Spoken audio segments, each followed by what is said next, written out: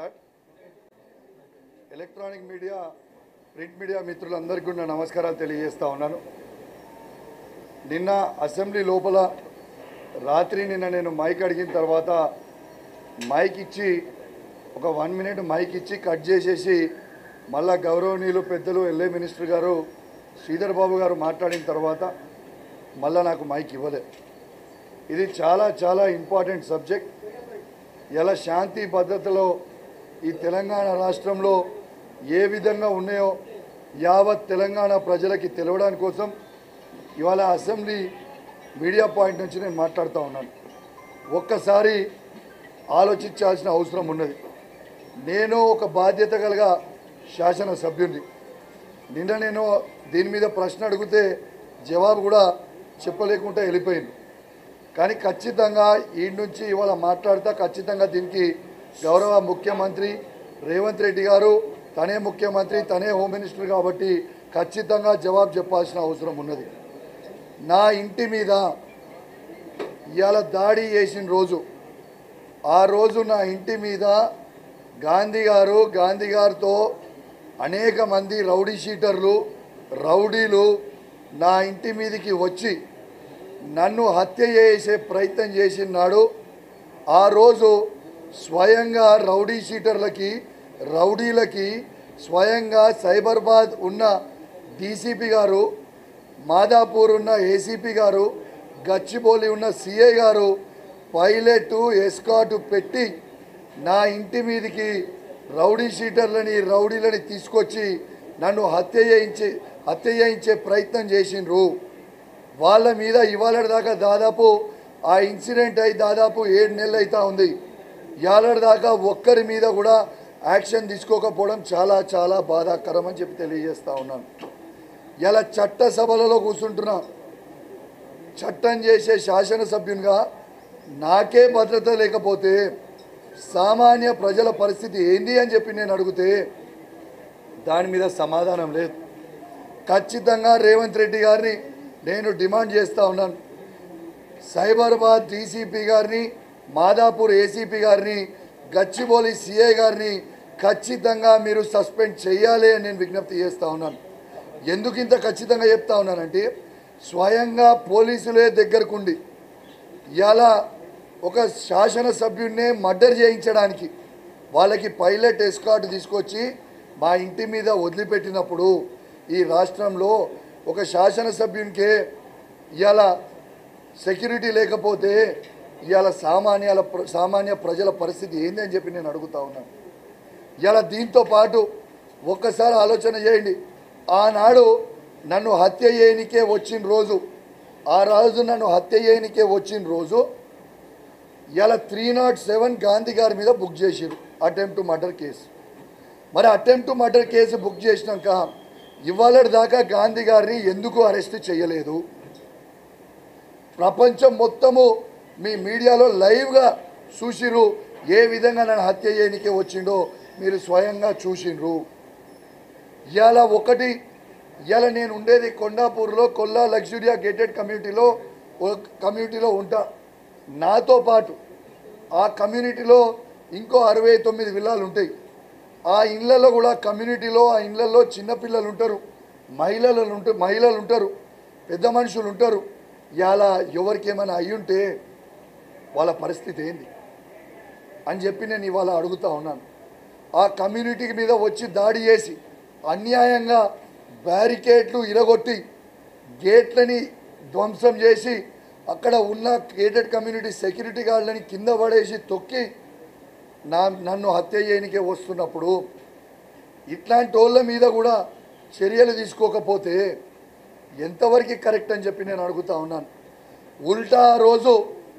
ఉల్టా రోజు మా కమ్యూనిటీకి సంబంధించిన వాళ్ళందరూ కూడా పోయి డీసీపీ గారిని పోయి కలిసి ఇట్లా దాడి చేసిర్రు అని అడిగితే, మీరు ఎక్కడుంటారు, మీరు ఏం ప్రెసిడెంట్లు, మీ మీదనే ఉల్టా కేసు పెట్టి లోపల నూకుతా అన్న డీసీపీని ఇవాళ దాకా కూడా సస్పెండ్ చేయకపోతే వాళ్ళకి కమ్యూనిటీలో ఉన్న అసోసియేషన్కి ఎటువంటి రాజకీయ సంబంధం లేకుండా మా కమ్యూనిటీ మీద దాడి జరిగింది, రౌడీ షీటర్లు వచ్చి మా కమ్యూనిటీ గేట్లను ధ్వంసం చేసిర్రు, మా బ్యారికేడ్లు ఇరగొట్టిర్రు, మా సెక్యూరిటీ గార్డులని కొట్టిర్రు, మా క్లబ్ హౌస్ అద్దాలు పగలగొట్టిర్రు అని పిటిషన్ ఇస్తే యాలడి దాకా డీసీపీ గారు కానీ సైబరాబాద్ సిపి గారు కానీ యాలడి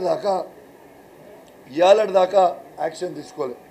ఆనాడు నన్ను ఆ మీద హత్య చేయనిక వచ్చిన రోజు నేను డైరెక్ట్గా సిపి గారికి ఫోన్ చేసి, సిపి గారు ఇలా హత్య చేస్తున్నారు నన్ను అని లైన్లు ఉంటే వస్తుర్రు అని టైంపాస్ చేసి గంట సేపు వాళ్ళకి టైం ఇచ్చి నా ఇల్లు మొత్తం ధ్వంసం చేసి నన్ను హత్య చేయించే ప్రయత్నం చేసిన తర్వాత సరే అదృష్టవశాత్తు ఆ రోజు మామూలు కూడా ఓ 25-30 మంది మేము కూడా ఉండి కాబట్టి రిటర్న్ ఫైట్ చేసి కాపాడగలను.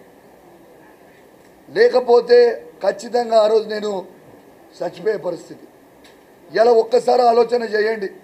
ఆ రోజు మా ఇంట్లో మా మామగారికి బైపాస్ సర్జరీ అయి వారం రోజులే అవుతుంది. ఆయన పడుకున్న రూమ్లో అద్దాలు పగలగొట్టి రూమ్ లోపలికి ఎంటర్ అయ్యి ఇష్టం ఉన్నట్టు తందానా చేసిండ్రు. కానీ ఆ రోజు మా మామగారు తట్టుకోలేక మళ్ళీ మేము హాస్పిటల్లో అడ్మిట్ చేయాల్సిన పరిస్థితి వచ్చింది. ఇలా స్వయంగా ఒక శాసనసభ్యునికే రక్షణ లేకపోతే మళ్ళీ చెప్తున్నా సామాన్య ప్రజలకి ఏమి రక్షణ ఉంది అని చెప్పి నేను అడుగుతా ఉన్నాను. అసలు లా అండ్ ఆర్డర్ ఈ రాష్ట్రంలో ఉందా లేదా అని నేను అడుగుతా ఉన్నాను. దీంతో పాటు నెక్స్ట్ డే ఇంకోసారి బాధ్యత కలిగ శాసనసభ్యునిగా నేను బంజారాహిల్స్ ఏసీపీ గారి దగ్గరికి అపాయింట్మెంట్ తీసుకొని ఇలా ఏసీపీ గారి దగ్గరికి నేను పోయి పిటిషన్ ఇవ్వకపోతే ఏసీపీ గారు బంజారాహిల్స్ ఏసీపీ గారు ఆ రోజు లేకుంటే నన్ను పోయి బంజారాహిల్స్ సిఐ గారిని కలవమని చెప్తే ఆ సిఐ గారిని కలవనికపోతే లేచి ఆ రోజు సిఐ గారు ఉరుకుతూ ఉన్నారు. మీరు ఎందుకు ఉరుకుతున్నారు?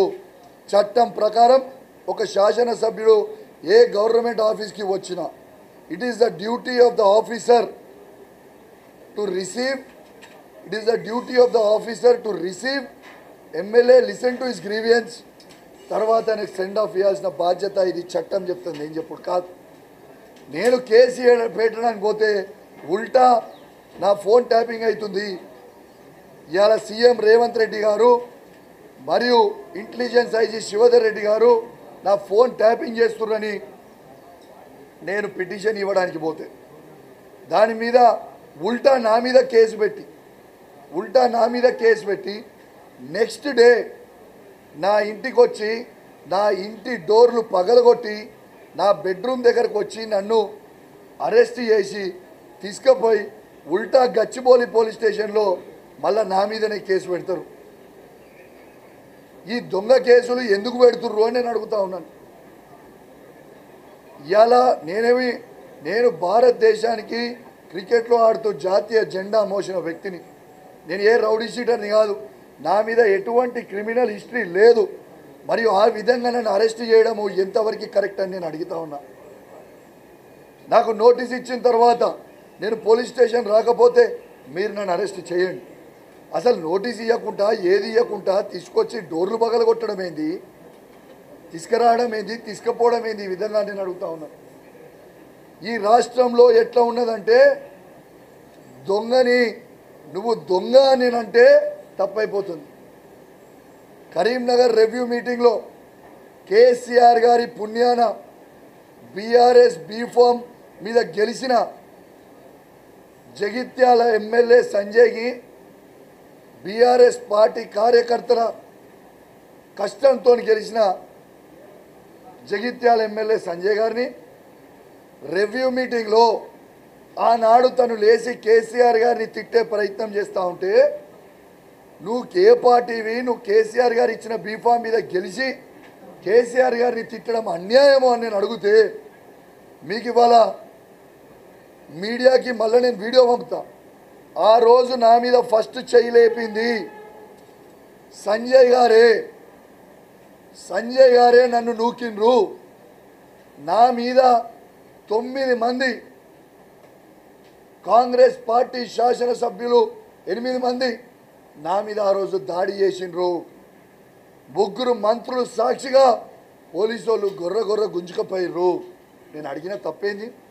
ఎస్, నువ్వు బీఆర్ఎస్ పార్టీ బీఫామ్ మీద గెలిచినావు, నువ్వు తప్పు కేసీఆర్ గారి మీద పోవడం, నువ్వు కోట్లాది రూపాయలకి అమ్ముడు పోవడం అనేది చాలా తప్పు అని నేను నిలదీస్తే నెక్స్ట్ డే నా మీద కేసు పెట్టి రోడ్డు మధ్యలో పండుగ పుట్ట, ఆ రోజు భోగి పండుగ పుట్ట, నేను 10 టీవీకి ఇంటర్వ్యూ ఇచ్చి బయటికి వస్తూ ఉంటే ఒక దొంగను ఎత్తుకపోయినట్టు నన్ను ఎత్తుకపోయి పోలీస్ స్టేషన్ కరీంనగర్కి వేలాది మంది పోలీసులని డిప్లాయ్ చేసి నన్ను తీసుకొని పోయిన తర్వాత నన్ను డైరెక్ట్ జడ్జి దగ్గర ప్రొడ్యూస్ చేస్తారా అంటే లేదు, అది కూడా లేదు. ఎందుకంటే బెయిల్ వస్తుందని వాళ్ళకు కూడా తెలుసు. కౌశిక్ రెడ్డిని ఇబ్బంది పెట్టాలి, బీఆర్ఎస్ పార్టీని ఇబ్బంది పెట్టాలి. ఆ రోజు రాత్రి నన్ను పోలీస్ స్టేషన్లో వండబెట్టిరు. అసలు ఏం చేస్తుర్రో అని నేను అడుగుతూ ఉన్నాను. ఇలా వాస్తవంగా పండుగ పుట్ట రోజు మా కార్యకర్తల ఇంటికి పోయి, మా నాయకుల ఇంటికి పోయి హౌస్ అరెస్ట్ చేస్తూ ఉన్నారు. ఇలా పండుగ ఈ తెలంగాణ రాష్ట్రంలో పండుగ చేసుకోవద్దా? Is it not waste of energy? Police వాళ్ళకి పండుగలు ఉండవా? మరి పోలీసు వాళ్ళకి ఇబ్బంది పెట్టుడు, రాజకీయ నాయకులని ఇబ్బంది పెట్టుడు, ఇదేం శాడిజం అండి?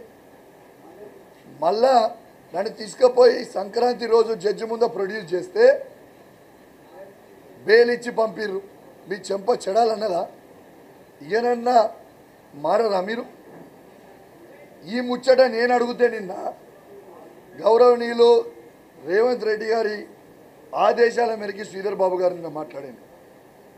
అంటే మీరు పోయి ప్రశ్నలు అడిగితే మీరు పోయి as we are nobody is above law, I accept it. కానీ ఖచ్చితంగా మేము ప్రశ్నిస్తాం, ఖచ్చితంగా మేము అడుగుతాం. ఏ పార్టీ అని మేము అడుగుతాం.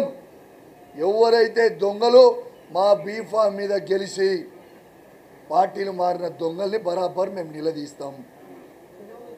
నిలదీస్తే నువ్వు నిలదీయొద్దు, నువ్వు మర్డర్లు చేస్తాను. మర్డర్లు చేయడానికి ఎవరు వచ్చిర్రు? నేను చేసిన శ్రీధరబాబు గారు, నేను ఎవరైనా ఇంటి మీదకి మర్డర్ చేయడానికి పోయినా? మీ పార్టీలో దొంగలైన గాంధీ నన్ను మర్డర్ చేయడానికే వస్తే ఇప్పటిదాకా ఆయనని మీరు అరెస్ట్ చేయలేరు.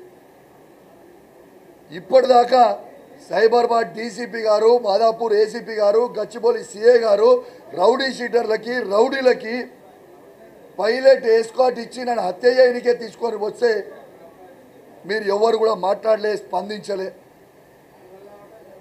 ఇలా వాళ్ళ పరిస్థితి ఎట్లుందంటే దొంగలే దొంగ దొంగ దొంగ అన్నట్టు ఉన్నది. ఇదా పరిస్థితి. మీరు ఇలా మా గొంతు లోపల నొక్కొచ్చు, కానీ మీరు మాట్లాడే ప్రతి మాటని బయట వేలాది మంది తెలంగాణ ప్రజలు చూస్తున్నారనేది మీరు మర్చిపోకండి. ఇలా రేవంత్ రెడ్డి గారిది ఎంత దారుణం అంటే నిన్న మాట్లాడతాడు, ఏ ఎమ్మెల్యే కూడా ఖచ్చితంగా ఎవరు డిస్క్వాలిఫై కారు అని మాట్లాడుతున్నాడు. రేవంత్ రెడ్డి గారి మీద ఖచ్చితంగా ఏప్రిల్ 2వ తారీఖున నేనే పిటిషనర్ని, నాతో పాటు ఇంకో దాంట్లో కేటీఆర్ గారు, నేను వివేకానంద గారు ఒక దాంట్లో, ఇంకో దాంట్లో కేటీఆర్ గారు, ఇతర శాసనసభ్యులు మా పార్టీలో ఉన్న వాళ్ళు పిటిషన్ ఫైల్ చేసినాం. ఖచ్చితంగా ఏప్రిల్ 2వ తారీఖున ఇవాళ సుప్రీంకోర్టు మీద ఎంత అవహేళనగా ఇవాళ రేవంత్ రెడ్డి గారు అసెంబ్లీ సాక్షిగా మాట్లాడిండో ఖచ్చితంగా జడ్జి గారి ముంగట ఆ వీడియో మేము పెడతాం. చట్టసభ బుక్లలో క్లియర్గా ఉంది. సబ్ జుడిస్ హైకోర్టులో ఏ మ్యాటర్ ఉన్నా, సుప్రీంకోర్టులో ఏ మ్యాటర్ ఉన్నా అసెంబ్లీ లోపల మాట్లాడడానికి వీలు లేదు అనేది చాలా క్లియర్గా ఇవాళ అసెంబ్లీ రూల్స్ బుక్లో ఉంది. ఎన్ని అబద్ధాలు ఆడతారండి రేవంత్ రెడ్డి గారు? ఎవరు డిస్క్వాలిఫై చేయడానికి వీల్లేదు, ఎవరికి పవర్సే లేవు అని అసెంబ్లీ సాక్షిగా మొత్తము ప్రజలు వినేటట్టు మాట్లాడింది మీ అందరు కూడా చూసిరు. మళ్ళీ ఎల్ఏ మినిస్టర్ గారు లేచి అసలు మేము దాని గురించి మాట్లాడలేదని అబద్ధాలు ఆడితే ఏమైనా ఉన్నదా?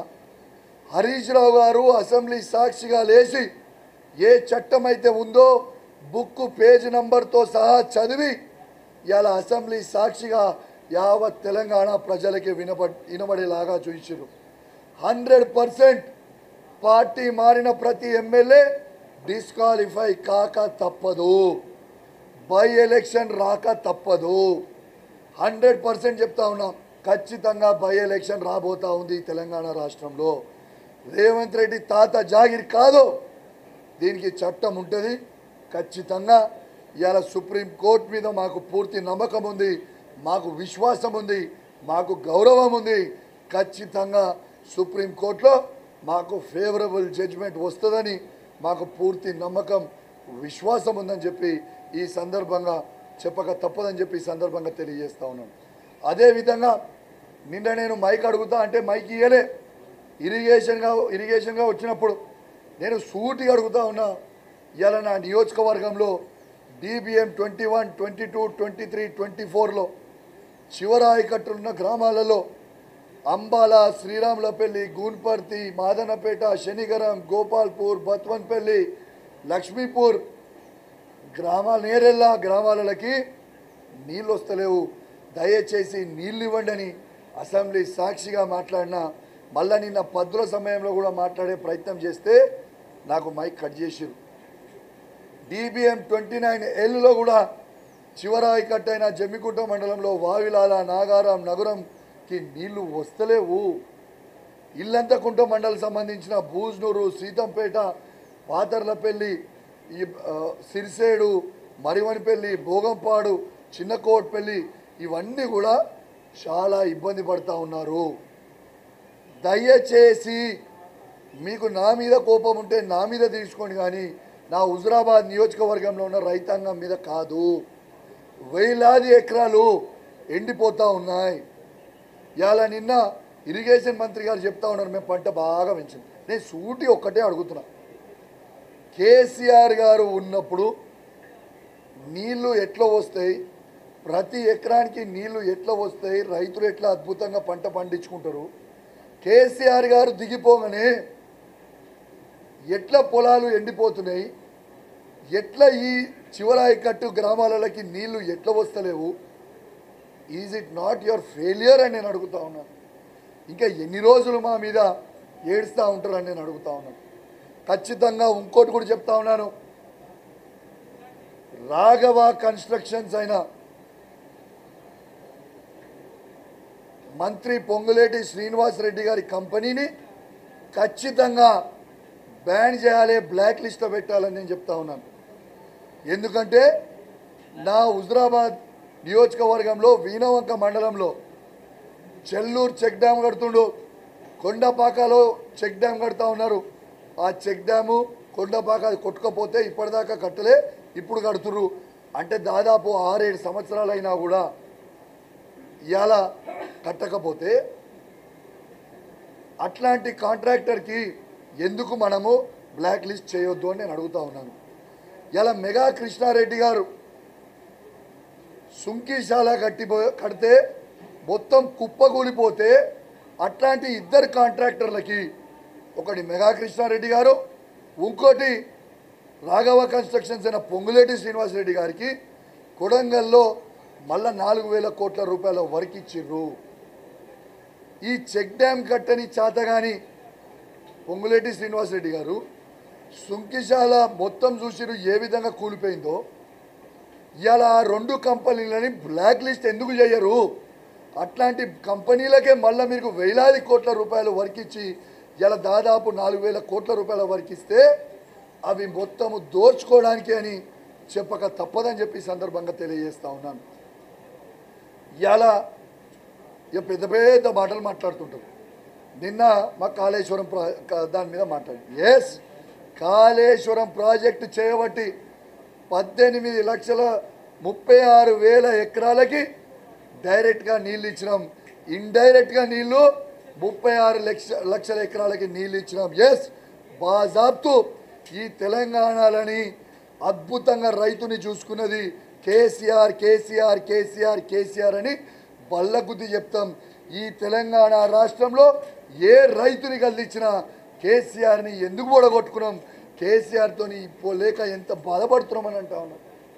ఇలా భారతదేశ చరిత్రలో ఎక్కడ లేని విధంగా ఇలా తెలంగాణ రాష్ట్రంలో పోయిన 10 సంవత్సరాల 4.5 లక్షల కోట్ల రూపాయలని రైతుల మీద ఖర్చు పెట్టింది ఏకైక ముఖ్యమంత్రి తెలంగాణ ముఖ్యమంత్రి అది కేసీఆర్ గారు అని చెప్పక తప్పదు. రైతు బంధు పేరు మీద 73,000 కోట్లు, రైతు రుణమాఫీ పేరు మీద 29,000 కోట్లు, ఇలా కరెంటు సబ్సిడీ మీద 65,000 కోట్లు, ఇలా విద్యుత్ మౌలిక సదుపాయాల మీద 32,700 కోట్లు, ఇరిగేషన్ ప్రాజెక్టు మీద 2,71,000 కోట్లు, ఇవన్నీ కలిపితే దాదాపు 4.5 లక్షల కోట్ల రూపాయలు అవుతుంది. మీకు అసలు కేసీఆర్ గారు ఏం చేసిరని మాట్లాడుతుంది. ఎస్, కేసీఆర్ గారే రైతులకి చేసిండు అని మేము బల్ల గుద్ది కూడా మరొకసారి చెప్తున్నామని చెప్పి సందర్భంగా తెలియజేస్తూ ఉన్నాం. అదేవిధంగా కాంట్రాక్టర్ పాపం చిన్న చిన్న కాంట్రాక్టరు ఈ తెలంగాణ రాష్ట్రంలో ఉన్నారు. వాళ్ళ పరిస్థితి ఏంది? ఇలా ₹1 కోటి 50 లక్షలు 2 కోట్లు 3 కోట్ల రూపాయల వర్కులు చేసుకున్న కాంట్రాక్టర్లు ఉన్నారు. ఆ కాంట్రాక్టర్లకి బిల్లులు చెల్లిస్తలేరు. ఇలా పాపము ఆ కాంట్రాక్టర్లు కూడా చాలామంది కాంగ్రెస్ పార్టీకి పనిచేసిన వాళ్ళు ఉన్నారు, కాంగ్రెస్ పార్టీ కండువా కప్పుకొని తిరుగుతున్న కాంట్రాక్టర్లు ఉన్నారు. అవన్నీ కలిపితే పంచాయతీరాజ్లో దాదాపు ఒక 1,200 కోట్లు, ఆర్ఎంబీలో ఇంకొక 800-1000 కోట్లు ఉన్నాయి. అంటే ఒక 2,000-2,500 కోట్ల దాకా ఉంటాయి. దయచేసి ఆ కాంట్రాక్టర్లందరికీ కూడా బిల్లులు వెంటనే చెల్లించండి. మళ్ళీ మార్చి 31 దాటితే మీకు కష్టమవుతుంది. ఈ 2 రోజులనే ఆ కాంట్రాక్టర్లకి చెల్లించండి. వాళ్ళకి బిల్లులు ఇస్తే వాళ్ళే మళ్ళీ రోడ్లు వేస్తారు, మళ్ళీ మీకే మంచి పేరు వస్తుంది కదా ప్రభుత్వాన్ని. ఎందుకు ఆ కాంట్రాక్టర్లని ఇబ్బంది పెడతా ఉన్నారని చెప్పి నేను అడుగుతూ ఉన్నాను. ఒకడే కాంట్రాక్టర్కి వేలాది కోట్ల రూపాయల బిల్లులు ఇలా మీరు ఇస్తూ ఉన్నారు. ఎందుకంటే మీకు కమిషన్లు వస్తున్నాయి కాబట్టి ఇస్తూ ఉన్నారని చెప్పక తప్పదు. ఇట్లాంటి చిన్న చిన్న కాంట్రాక్టర్లు మీరు పట్టించుకోరా అని నేను అడుగుతూ ఉన్నాను. దయచేసి ఆ కాంట్రాక్టర్ల బిల్లులు కూడా మీరు వెంటనే చెల్లించాలని నేను విజ్ఞప్తి చేస్తూ ఉన్నాను. దీంతోపాటు నిన్న రెవెన్యూ మినిస్టర్ కూడా మాట్లాడేటప్పుడు నేను మైక్ అడిగితే మైక్ ఇవ్వలే. మా హుజరాబాద్ నియోజకవర్గంలో మా ప్రెస్ మిత్రులకి మేము పట్టాలు ఇచ్చినాం. పట్టాలు ఇస్తే ఆ పట్టాల దగ్గర కూడా పాపం వాళ్ళు ఇల్లు కూడా కట్టుకున్నారు. ఇల్లు కట్టుకుంటే మళ్ళీ మా గవర్నమెంట్ పోయింది. ఇంత లోపల మళ్ళీ వాళ్ళందరినీ కూడా ఆపి ఇబ్బంది పెడతా ఉన్నారు. నేను దయచేసి ప్రభుత్వాన్ని కోరుతా ఉన్నాను. మేము ఆల్రెడీ ప్రెస్ మిత్రులకి పట్టాలు ఇచ్చినాం. పాపం పేరుకి వాళ్ళు ప్రెస్ అని చెప్పి తిరుగుతారు, కానీ చాలా కష్టపడతారు ప్రెస్ మిత్రులందరూ కూడా కష్టపడతారు. ప్రెస్ మిత్రులందరూ కూడా ఇబ్బంది పడుతూ ఉన్నారు. దయచేసి వాళ్ళ జీవితం మొత్తం కూడా ప్రజాసేవ కోసమే అంకితం చేస్తూ ఉంటారు. ఆ ప్రజలకి ఏడ ఇబ్బంది కలిగినా ఏం కావాలన్నా ఎత్తి చూపుతూ ఉంటారు. అట్లాంటి ప్రెస్ మిత్రులను మీరు ఎందుకు ఇబ్బంది పెడుతుర్రు? మా హుజరాబాద్ నియోజకవర్గంలో ఇచ్చినాం, మా కరీంనగర్ హెడ్ క్వార్టర్లో కూడా ప్రెస్ మిత్రులకు ఇచ్చినాం. మేము ప్రెస్ వాళ్ళకి చాలా చేస్తున్నామని మీరు చెప్తా ఉన్నారు, కానీ ఇచ్చిన వాళ్ళకి మీరు ఎందుకు ఆపుతున్నారని చెప్పి మేము అడుగుతూ ఉన్నాం. దయచేసి మా ప్రెస్ మిత్రులకు కూడా మా హుజరాబాద్ నియోజకవర్గం కానివ్వండి, కరీంనగర్లో కానివ్వండి, ఖచ్చితంగా క్లియర్ చేసి వాళ్ళకి ఇవ్వాలి అని తెలంగాణలో ఉన్న ఎక్కడ ఉన్న ప్రెస్ మిత్రులకు ఇవ్వాలని నేను రిక్వెస్ట్ చేస్తూ ఉన్నాను. ఇలా రేవంత్ రెడ్డి గారి ప్రభుత్వం ఒక నిదర్శన. ఇలా ప్రెస్ మిత్రులకి అసెంబ్లీలో భోజనం కూడా సరిగ్గా పెట్టే పరిస్థితి లేదు. ఎంతోమంది ప్రెస్ మిత్రులు నా దగ్గరకు వచ్చి లోపల వచ్చి చెప్తా ఉన్నారు. ఇక వాళ్ళ పేరు నేను చెప్తే బాగుండదు. కనీసం ప్రెస్ మిత్రులకి కనీసం నీళ్లు సరిగా ఇస్తలేరు, ఇలా కనీసం భోజనం సరిగా పెడతలేరు. ఇలా కనీసము ప్రెస్ మిత్రులకు కూడా మీరు ఎట్లావు తెలంగాణ రైతులకి తెలంగాణ ప్రజల కడుపు ఎట్లా కొడుతూ ఉన్నారు, వాళ్ళకి ఎట్లా బోవ పెడతలేరు. కనీసం ప్రెస్ మిత్రుల కన్నా ఈడ ఉన్న వాళ్ళందరూ కూడా పొద్దున పాపం ఒక్కొక్కరు 8 గంటలకు వస్తే రాత్రి 12:30-1 ఇంటికి పోతారు. దయచేసి అట్లాంటి ప్రెస్ మిత్రులకు కూడా మంచి భోజనం పెట్టుర్రి. భోజనం పెట్టడానికే మీకేంది, ఆ నీళ్ళు ఇవ్వడానికి సరిగ్గా మీకేంది? పాపం వాళ్ళకి నీళ్ళ బాటిళ్ళు ఉండవు, భోజనం సరిగ్గా ఉండదు, బ్రేక్ఫాస్ట్ సరిగ్గా ఉండదు, లంచ్ సరిగ్గా ఉండదు, డిన్నరు ఉండదు. ఏది పెట్టకపోతే ఎట్లా నేను అడుగుతా ఉన్నాను. ఇలా ఉదాహరణ రోజు రాత్రి 10, 11, 12 అవుతుంది, డిన్నర్ కూడా పెట్టట్లేదు, లోపల పెడతలేరు, బయట పెడతలేరు. ఇది కరెక్ట్ కాదు.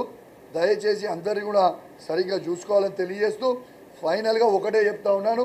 ఈ తెలంగాణ రాష్ట్రంలో రేవంత్ రెడ్డి గారి నాయకత్వంలో శాంతి భద్రతలు పూర్తిగా క్షీణించే పరిస్థితికి వచ్చినాయని చెప్పి సందర్భంగా తెలియజేస్తూ, మరియు ఖచ్చితంగా నేను ఎవరిని విమర్శిస్తలేను. నేను వాస్తవాలు ఇలా బయట ఏం జరుగుతుందో నేను గదే తీసుకొచ్చి నేను చెప్పిన. దీనికి ఉదాహరణ రెఫరెండం తీసుకుంటా అని రేవంత్ రెడ్డి గారు ఎమ్మెల్సీ ఎలక్షన్లలో నేను మంచిగా చేసినా అంటే నాకు ఓట్లు వేయరి, లేకపోతే ఓట్లు వేయకుర్రని స్వయంగా రేవంత్ రెడ్డి గారే చెప్పారు. ప్రజలు చూపించారు కదా, ప్రజలు చూపించారు కదా నీకు. అయినా కూడా ఇంకా సొయ్యి లేకపోతే ఇక ఎవరేం చేయలేడు. ఇవాళ నిన్ను దేవుడు కూడా కాపాడే పరిస్థితి లేడు. ఖచ్చితంగా ఇగనన్న నీ బుద్ధి మార్చుకొని, ఇగనన్న బీఆర్ఎస్ పార్టీ మీద ఏడ్చుడు బంద్ చేసి, ఇగనన్న కేసీఆర్ గారి మీద, కేటీఆర్ గారి మీద, హరీష్ రావు గారి మీద ఏడ్చుడు బంద్ చేసి ప్రజలకి పని చేయి, ప్రజలకి పని చేయి. నువ్వు ఇస్తా అన్న 6 గ్యారెంటీలు, నువ్వు ఇస్తా అన్న 6 గ్యారెంటీలు ఇయ్యి. మహిళలకి 2500 ఎక్కడ పోయినాయి? ఆడబిడ్డలకి తులం బంగారం ఎటు పోయింది? ఇవాళ తాతలకి అవ్వలకి 4000 రూపాయల పెన్షన్ ఇస్తామన్నావు, ఎటు పోయింది? తాతకి ఇస్తానో అవ్వకి ఇస్తానో మరి ఇద్దరికి ఇస్తానో ఎక్కడ పోయింది? వికలాంగుల పెన్షన్ 6000 రూపాయలు చేస్తానో ఎక్కడికి పోయింది? కేసీఆర్ కిట్టులు ఎక్కడికి పోయినాయి? మగ బిడ్డ పుడితే 12,000, ఆడబిడ్డ పుడితే 13,000 ఎక్కడికి పోయినాయి? న్యూట్రిషన్ కిట్టులు ఎక్కడికి పోయినాయి? కంటి వెలుగులు ఎందుకు బంద్ చేసిర్రు? ఇవన్నీ చెయ్యిరి. మీరు ప్రామిస్ చేస్తేనే చెయ్యిరి. ఈ విమర్శలు బంద్ చేయి, ప్రజలకి పని చేయి అని చెప్పి ఈ సందర్భంగా తెలియజేస్తూ సెలవు తీసుకుంటా ఉన్నాను. జై తెలంగాణ, జై కేసీఆర్.